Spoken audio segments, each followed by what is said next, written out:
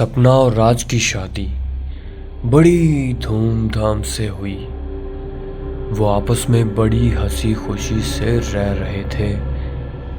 उनके दरमियान सिर्फ प्यार था और कभी भी उनका आपस में झगड़ा नहीं हुआ था।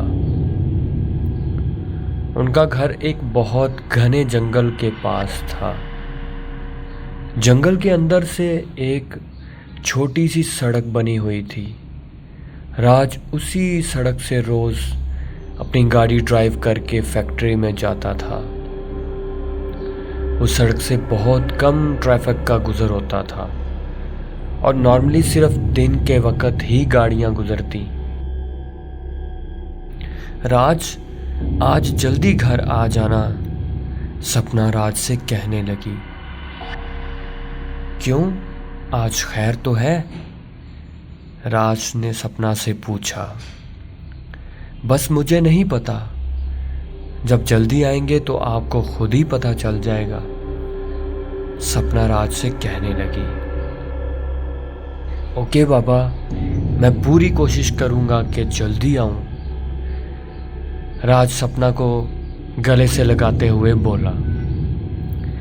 अच्छा, मेरा लंच बॉक्स तो दे दो।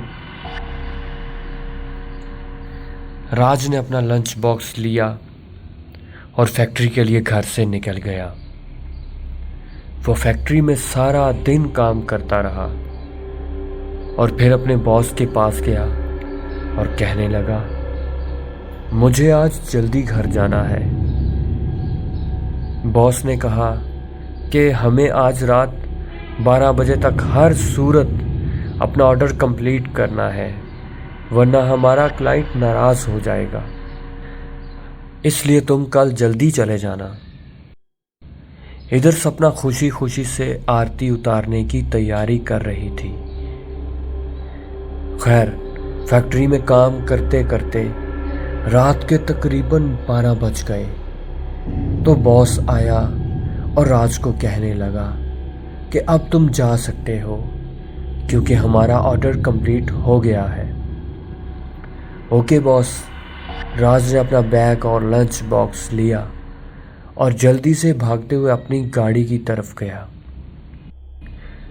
वो बड़ी तेजी से अपनी गाड़ी ड्राइव करता हुआ घर की तरफ जा रहा था। आज सपना बहुत नाराज होगी, खैर मैं उसको मना लूंगा, राज अपने साथ बातें कर रहा था।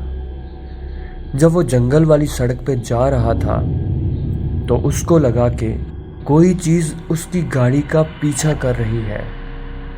जब उसने पीछे देखा तो वहां कुछ भी नहीं था। खैर, कुछ लम्हों बाद फिर से ऐसे ही हुआ।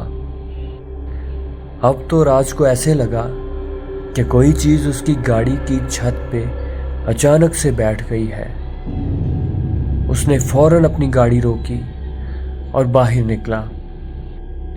उस वक्त जंगल में बहुत अंधेरा था और दूर दूर तक किसी गाड़ी या किसी इंसान का कोई भी नामो निशान नहीं था। राज ने गाड़ी की छत पे देखा तो वहां पे कुछ भी नहीं था, लेकिन जैसे ही पीछे मुड़ा तो यकदम एक बड़ा सा काले रंग का परिंदा उसके कंधों को छूता हुआ खौफनाक आवाज निकालते उड़ गया। राज बहुत घबरा गया। वो जल्दी से गाड़ी में बैठा और तेजी से गाड़ी को भगाने लगा। इतनी तेज रफ्तार में उसको सड़क पे ठीक तरह से नजर भी नहीं आ रहा था। उसकी गाड़ी के अगले शीशे पे धुआं सा छा रहा था। अरे ये क्या मुसीबत है? राज ने गुस्से से अपनी गाड़ी के वाइपर को चालू किया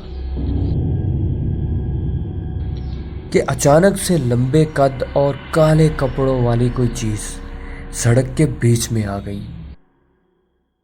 राज ने उसको बचाते हुए यकदम ब्रेकें लगाई, लेकिन बदकिस्मती से उसकी गाड़ी की ब्रेक्स फेल हो गई और गाड़ी आउट ऑफ कंट्रोल हो गई। गाड़ी सड़क से उतर गई और कलाबाजियां खाती हुई जंगल के अंदर एक दरख्त से जा टकराई। राज बहुत जख्मी हो चुका था और मुश्किल से सांसें ले रहा था। उसे फिर से वही चीज अपनी गाड़ी के पास दिखाई दी। राज का बहुत ज्यादा खून बह चुका था, जिसकी वजह से राज की मौत हो गई। उधर सपना राज का इंतजार करते हुए बहुत परेशान हो चुकी थी, क्योंकि उसे इंतजार करते हुए सारा दिन हो गया था और अब तो रात का 1 बज चुका था। सपना ने राज को फोन लगाया, लेकिन एक्सीडेंट की वजह से फोन का कुछ पता ही नहीं था कि किधर गया और ऑन भी था या ऑफ। कुछ ही देर में उनकी डोर बेल बजी। सपना बोली, ओ थैंक्स गॉड, राज आ गया। वो भागती हुई दरवाजा खोलने गई।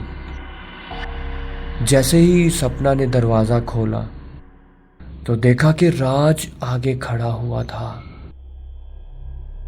दोस्तों, राज उस वक्त हंस रहा था और उसकी आंखों में खून था। उसकी आंखों में एक शैतानी चेहरा नजर आ रहा था, लेकिन बेचारी सपना को तो कुछ भी नहीं पता था। खैर, सपना उसको जल्दी से अपने घर की बालकनी पे ले गई और उसकी आरती उतारने लगी। हमारे चैनल को सब्सक्राइब करें और पास में दिए गए बेल आइकन को जरूर प्रेस करें। सपना और राज की कहानी का पार्ट 2 जल्द ही अपलोड कर दिया जाएगा।